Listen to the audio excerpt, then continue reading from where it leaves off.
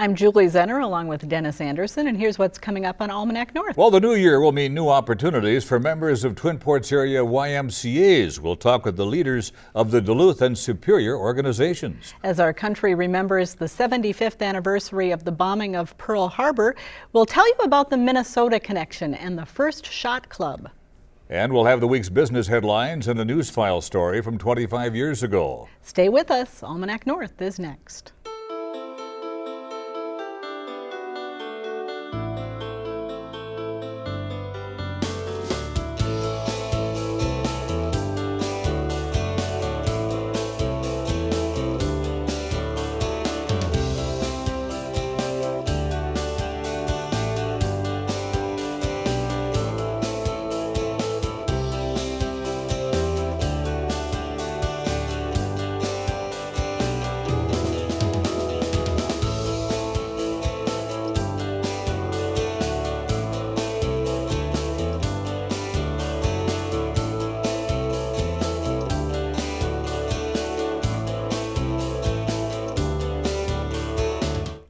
Hello and welcome to Almanac North. Thanks for watching. Our show this week was recorded on Wednesday afternoon. And Denny, it's good to be back after a couple of weeks off. Absolutely, and it's we're grateful that all the people contributed to our PBS fundraiser. Yeah, word is at 101% goal. Isn't that something? That is amazing. Thank you to all of you who called. Yeah. So let's get started. All right, thank you very kindly. Welcome to the program tonight. Well, the YMCAs in Duluth and Superior have been serving their communities for well over 100 years. Now this week, leaders announced a reciprocity agreement that will allow Y members on either side of the bridge to use the other's facilities. It's an especially useful perk for members who live in one community and work in the other. Joining us with more on this agreement is Chris Francis. He is the president and CEO of the Duluth Area Family YMCA. And Jackie Miner is the Chief Executive Officer of the Superior Douglas County Family YMCA. Thank you both for being here. Chris, some of our viewers might be wondering, why in the world did all of this come up now after more than 100 years in service? Why the transition? Yeah, we've been asked that quite a bit. Our organizations exist to serve the needs of the individual communities. And here recently, our missions have become more aligned, and we thought it would be a great opportunity to be able to allow members to use both facilities. Jackie, what are you hearing from members about the prospect? Really positive. We do have many members that maybe use our facility at night, but would want to work they work downtown and would want to use the Y, maybe the Duluth Y downtown during the day. It just gives them a lot more flexibility in their schedule. Sure. And who came up with the idea? How was this decision finally reached? I think there was a process. I keep going back to about 5 years ago, the YMCA came up with a national branding. And prior to that, Ys were kind of all over the place as to what they were doing, maybe with the logo or things like that. And so this branding, I think, really brought us all together as a YMCA. And instead of really focusing on the differences between us, we focused on the similarities. I mean, we have the same brand, we have the same cause, we're here to strengthen our community. And so we just really started to focus on the similarities. Do you offer the same services, or are there different services at different Ys? I would say the answer to that is both. Okay. There are many programs that if you took swim lessons at our Y, it could be very similar at the Duluth Y. But the Duluth Y has a very strong mentoring program. And we have other niches that we serve. So I think that's really important that we maintain our independence and really look at the needs of our specific community, but how we can serve the greater Twin Ports as a whole. Chris, have the two sites been in direct competition with each other over the years for a limited number of members? Yeah, I wouldn't say we've been in competition. I'd say we both have been serving the communities that we're in well. There may be some that work in one town and live in the other, and so have had to pick which Y that they want to belong to. And we're just making the opportunity now that you choose the Y that you want to belong to, but possibly in the community that you live in, and now are able to use the other facility. Chris, who typically belongs to the Y? Oh boy, we serve everyone, from infants in our daycare programs to youth in our out of school and mentoring programs to adults, single parents, all the way up to seniors. So Now, Jackie mentioned mentoring, and you just mentioned mentoring. Tell us about that. yeah, so we have about 500 kids in our Mentor Duluth program. We have over 300 matches and over 200 on a waiting list. Wow. So we have a very big mentoring program. It provides a lot of great benefits for kids and the mentors that work with the children. So we pair kids one-on-one with mentors after a pretty rigorous application process, and Sure. work on character development and that kind of stuff. Wow. Will there be reciprocity with that kind of programming too, as well as just general membership and access to the facilities? Yeah, right now it's the reciprocity will be it'll get you in the door as a guest to the YMCA that you're going to, and then you'll follow their policies and procedures, and there'll be opportunities to sign up for programming and stuff regardless of which Y you're in. I think a really good example of partnership is our diabetes prevention program. That's a program that the Duluth Y has been doing for a few years, Yeah. and in partnership with Essentia Health, and that's something we're kicking off in January. So very similar needs, the whole obesity issue, the pre-diabetic issues. We're not as healthy of a community as we'd like to be, and that's an area that we can really work together and offer a very similar program. Jackie, how has the Y changed over the past 100 plus years that they've been in existence? Oh my goodness, so many changes. First of all, you have a woman CEO sitting here. When the Y first opened 100 years ago, women weren't even able to be a part of the Y. So certainly I feel like we're open to all people. We're a Christian organization, but we are open to all individuals. And just, I think we really try to adapt as the needs of the community change. So what the needs were, 100 years ago, maybe a shower, a place to stay, a safe place to stay. Now, we're for youth development, healthy living, and social responsibility. At least here in the Twin Ports, rooms aren't available anymore, are they? No, there's still a handful of Ys in the country that offer that, but not here in the Twin Ports It was anymore. quite a big deal at one It was, time, but yeah. things do change. Yeah, Yep. yep. Jackie mentioned the partnership that they have with Essentia Health, and of course there's the planned Hermantown Regional Wellness Center that Essentia is putting together with the YMCA. How does that facility and a Hermantown site really fit in with what you two are doing right now? Sure. Well, the Duluth Y has multiple branches. We just built a facility a few years ago up in Grand Marais, and that's owned by the county and then operated by the Y. Of course, we have our downtown Y. We operate out of a community center in the Harbor Highlands area, and then we also have our Camp Miller. We are working with the city of Hermantown as they're creating this wellness center to they'll lease the building to us. We'll sublease it to Essentia Health and potentially other nonprofits and other area places of development. We'll sublease that out, and but the Y will have a major portion, a major facility in there, a traditional facility similar to what we have in the Duluth and Superior. And at that point, then your membership for that will work for these other locations as well. So other than membership fees, how is the Y funded? So we're funded in three main areas: membership, program participation, and fundraising. Those are our three big ways. We are a charity. We're a charitable organization. We have annual campaigns. We have campaigns when we're looking to build for capital, and then we have annual campaigns. We try, we don't ever turn anyone away for the inability to pay. Is there one campaign for the Twin Ports, or do you have separate campaigns? Separate at this time. Okay. Separate campaigns. Our organizations are both locally owned and operated by a local board of volunteer directors. So I have my board. Jackie's got her. I was just going to ask that. Are there two separate boards? Yes. Yes. Okay. Yep. You ever see the day when that could come together to be one board, or not in the immediate future? Yeah, not in the immediate future. What we're excited about is just opening up the doors to each other's members. So you don't see this as a move toward merging at some point? No, I think although there's a lot of similarities, our communities are unique, and I think it's really important to have that local presence.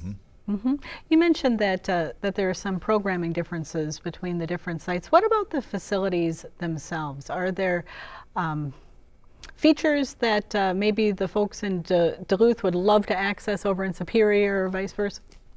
We have in Superior about 15 years ago added on a second pool. So we have a zero depth entry pool. that you can just walk into. It's a little bit warmer water, great for active older adults or people with arthritis.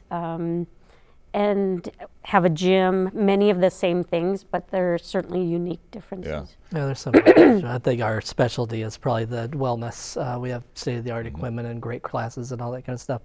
The center that we're building in Hermantown is going to specialize around a natatorium with a zero-depth entry pool, a water slide, all that kind of stuff, as well as the state-of-the-art equipment. Currently, are there any other cities in the Northland that have a Y? Yeah, Grand Marais, Grand Rapids, the Mesabi YMCA, and Mountain Iron. Oh. Brainerd. So those are the Ys around here. Would there be reciprocity with them too? Absolutely. Or there would be? Yeah, yep. How about the Twin Cities? Yes, yep. So our memberships will work there. There is a cap of number of times you can visit, Right. where we're trying to reduce that cap here locally. But chances are you're probably not going to go down there 20 times in a year anyway. But so your membership will be able to work here soon, most places in the country, but right now certainly everywhere in Wisconsin and Minnesota. I think a lot of people often think of the Y as an organization that really provides some core services to families in need in the community. How do you see that niche and the strength that you bring that's different maybe from other fitness centers, other wellness centers in the area? Well, we're a cause-driven organization. I mean, we're here to strengthen our community. And when they came up with all the branding, they identified the 3 areas of youth development, healthy living, and social responsibility. So certainly increasing a person's health is a part of what we do every day. But the whole social responsibility piece, it's about us and our members giving back to the community. And what can we do? We just had a stone soup activity where the kids in our childcare helped us make soup. And then we gave out free soup on that day. Or we might do Operation Shoebox where we pack shoe boxes and then send them overseas. So a little bit different where we try really hard to then give back to the community. And also, as Chris said earlier, we're here for people of all ages and all levels of income. Well, this does sound exciting. Chris, Jackie, thank you so very much. Appreciate your story. Thank you. Thank you. Yeah.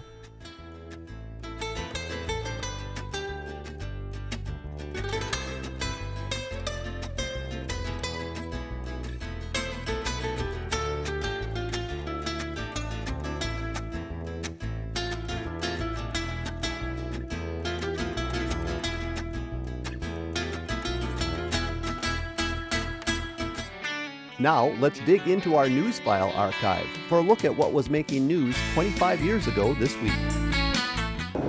A routine cargo flight diverted disaster this morning, thanks to quick thinking by the plane's crew and the control tower in Duluth. The evergreen Boeing 747 was en route from Kennedy Airport in New York to Anchorage, Alaska. The pilot reported having difficulty controlling the aircraft. It seemed to be vibrating, and it started banking to the right. Ron Richardson was the flight engineer on board. He says the problem took the crew by surprise. 1 minute everything's fine, you're flying along and everything's nice, and the next thing you know, we lost all our INSs, so we lost our attitude. The crew sent out a mayday, and the Duluth control tower answered their cries for help. We have emergencies here at Duluth, not necessarily on a routine basis. I suppose what makes this unusual is the size of the aircraft and the fact that it was experiencing flight control problems. The plane landed safely just before 6 this morning. It was then the crew discovered a 27-foot hole underneath the right wing. Richardson says the plane went through a routine maintenance check in New York, and before takeoff, everything seemed okay. The FAA will continue to investigate what went wrong. Laura Cowan, KDLH News.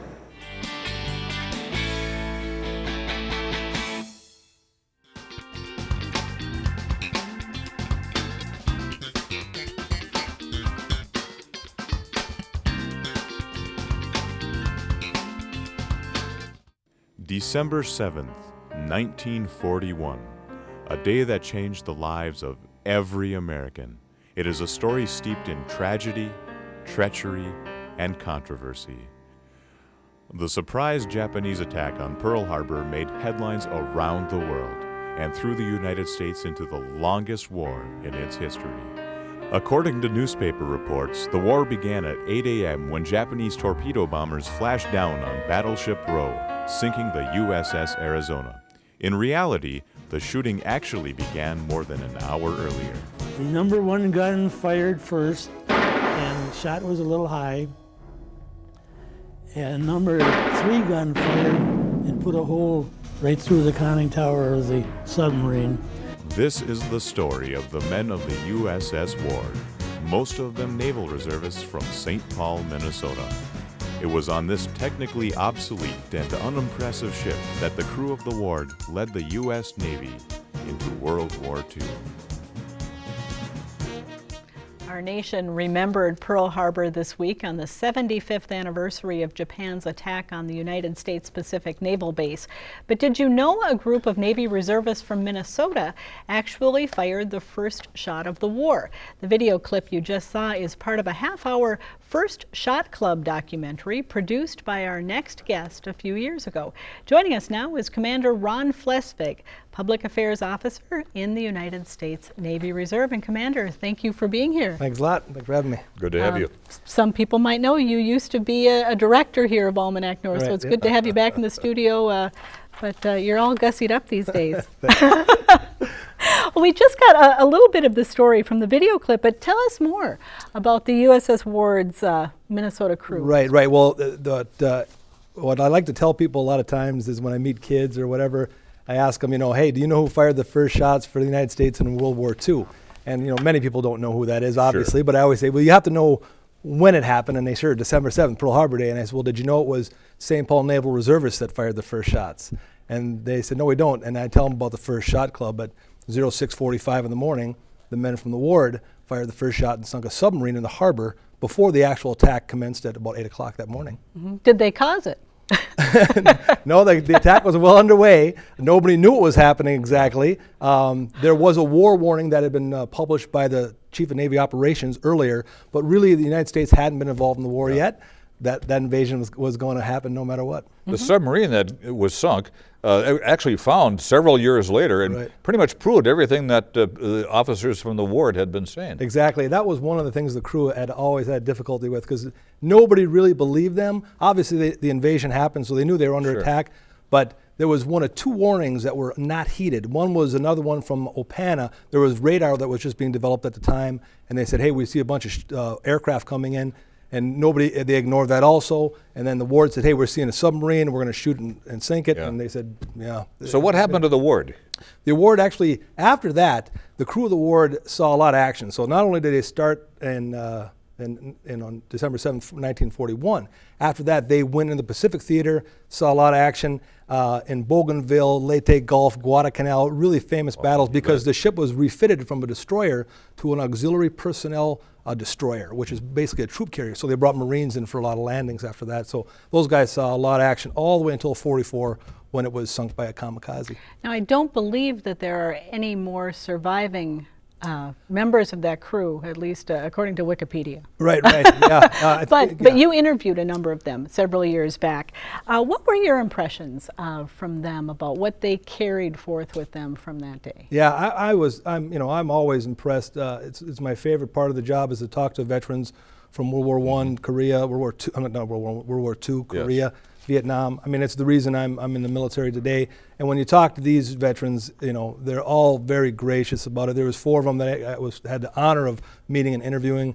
Very humble about the whole thing, and real proud too. It was a real proud moment for all of them. So it was, just a great experience for me. Mm-hmm. And the Ward actually went to its watery grave, 3 years after Pearl Harbor? Right, 3 years to the date. So kamikaze hit it in December 7th, 1944. And then they had to scuttle it. Another really strange coincidence, the captain of the ship, the O'Brien, that scuttled the Ward, his name was Outerbridge, and he was the Ward's commander during December 7th, 1941. Really? So just a very strange coincidence. How did you first become interested in this story and telling it? Right, yeah. So here I am telling everybody, everybody in Minnesota should know the story. And I'm in the military, and I don't even know the story. I met Orville Ethier. He was a crew member, and he was also interviewed in the documentary. And I met him, and he told me the story and said, we get together all the time in St. Paul, the First Shot Club. There's only about 15 alive at the time. And I said, we've got to get you guys on camera to tell the story. And they said, we'd love to. So I got to talk to Orville, Ray Nolde, who actually fired the shots, Russ Reitz, Bob Ball. So yeah, they all had Yeah. did a great job with it. So, Ron, are there any Pearl Harbor survivors living here in the Northland now? you know, I don't think I'm not aware of any Pearl Harbor survivors up here. And Dick Phil's probably the only one I know in the Twin Cities. There's some in Wisconsin, but every year, as you know, it's probably one of their last times they're going to be going down there. But I know people still visit. Yeah. Is there a way, if people want to see the film, that they can access it? Is it available online or You know, I through haven't, the Navy? not yet, but I'm going to put it on YouTube. I've always waited on that as far as just to get the permission from everybody. And actually, the History Channel was going to option it for a while. It just never happened. So to be done, that was really kind of done just to whet their appetite and say, here's a great story that needs to be done and told right and shared with a lot more people. But they can certainly contact me or contact Channel 8 and get a hold of me, and I'd be glad to get them a copy. Ron, you and I have both been to Pearl Harbor. Yeah. If there are viewers contemplating going there someday, what will they see? Yeah, going to Pearl Harbor is a great experience. I mean, obviously the Arizona, the memorial is It's emotional. very emotional, right? Yeah, it's a very somber occasion. They take you out there on a ferry, and it's amazing to see. You know, some people still can see the oil coming up from the ground. I've been there a few times myself. And it's quite an honor to be in that presence. You see a movie of the actual invasion prior to being taken over on the yacht. Right. Yeah, you get the whole idea of what happened exactly. Speaking of movies, you were deployed to Pearl Harbor Right. and served as the media liaison Sure. to Hollywood producers of Pearl Harbor, the movie. Yeah, one of many. Yeah. Talk about that experience and how you felt about the film. Well, you know, it was my first time as an officer because I had enlisted before that, and I got my commission in 2000. So they did the movie, and then Disney spent about $5 million just for the premiere of it. So they brought in the USS Stennis, which is a aircraft carrier. They actually showed the movie on the Stennis. They put up a temporary screen with all the actors and everybody and all the paparazzi, and they brought them on there. But it was a lot of work because Disney brought in, you know, all kinds of radio stations and TV stations from around the world, not just the United States. So almost 24 hours a day, there was an operation going on there with the actors being interviewed and different reporters coming on there constantly. So, And it was your job to kind of coordinate all of just that? keep doing that, right? Exactly. Everybody got to come in there, and mine along with about 45 other public affairs officers. So the Navy really wanted to get there. You know, they were more than willing to help out and tell the story because, you know, they don't talk about the war too much in that movie, unfortunately, but maybe they can make another movie about the war. Ron, do you personally know how many American ships were in Pearl Harbor on the day of the invasion, December 7th? No, I don't know the actual number on that. I know, you know, they always say Battleship Row, and really all of them were, you know, destroyed or damaged to the point where they couldn't, except the Ward wasn't in the harbor, obviously, it was out underway along with the Allen and some other smaller ships. Some of the flat tops, the aircraft carriers, were not at Pearl Harbor. Luckily, that's one thing, that the Enterprise was just about 200 miles out, and just dumb luck that they were actually supposed to be also in the harbor. They flew a bunch of aircraft in, and that's what Opana said, hey, we see a bunch of aircraft, and everyone said, oh, that's Bull Halsey's boys. Admiral Halsey flies in all these aircraft are putting on a show. So the guys in the ward see all these aircraft flying over the harbor, and they're going, what's going on? And they think it's just a bunch of our guys, you know, hot dogging it, and it's not. It's an actual attack. And then after they, you know, because they already sunk the sub, they saw a Japanese airplane go by them, and then they realized now we're in big trouble because they didn't have any anti-aircraft guns on that old ship. It was a Sunday morning, wasn't it? Sunday morning, yes, sir. And so they just did the best they could and crossed their fingers, and the torpedo missed them, and they just fired guns at them as best they could. Every year on December 7th, of course, we remember Pearl Harbor Day, but why is it important for us to remember it? And what do you think is the core message to people today as they reflect on this? Yeah, I think, well, number one is to honor the people that served in the military and you know, sacrificed their lives during that time. And for the rest of us, you know, especially in the Navy Reserve, it's ready then, ready now, ready always. You know, even 9/11 showed that you're really never safe. It's a different time. Obviously, we don't have the battleship engagements or the sea wars like we used to, but we still have to be vigilant at all times. All right, Commander Ron Flesvig, good to have you back. Thanks. Thank you so much. Thank you.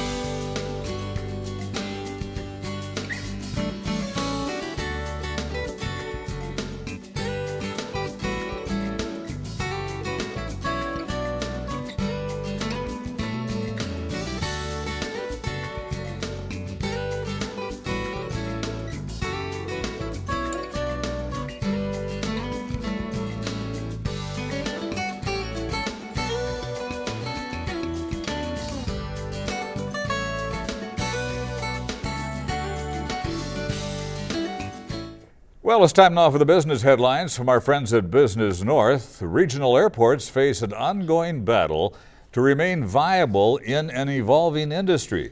Airport managers in Duluth and Hibbing told the Grand Rapids Chamber of Commerce on Tuesday. Thanks to deregulation, Minnesota lost 7 of its 16 commercial airports, and the industry also lost many of its airlines.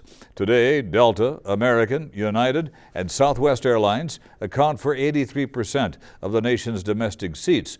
Duluth hopes to attract flights from carriers that offer more leisure travel options, according to Executive Director Tom Werner.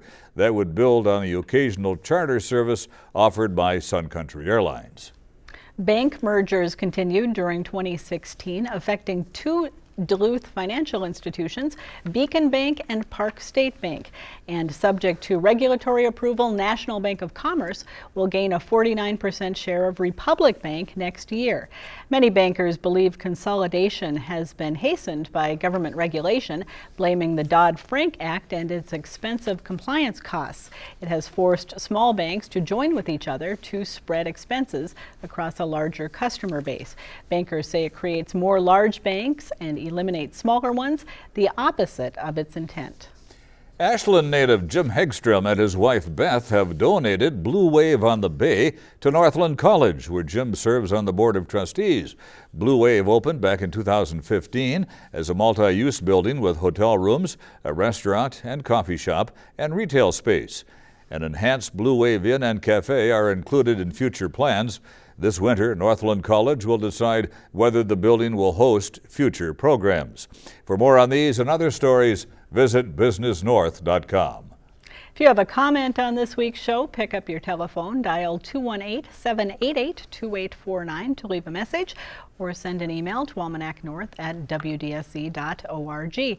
Remember, the WDSC website is a great place to get the latest program listings, updates on your favorite shows, news about coming station events, and more. And Denny, it seems like winter is here to stay, at least for the next few months. January, February, March, April, I would say so. Yeah, summer's almost here. It's cooling off. For Denny and the crew here at Almanac North, I'm Julie Zenner. Have a great weekend. We'll see you next week.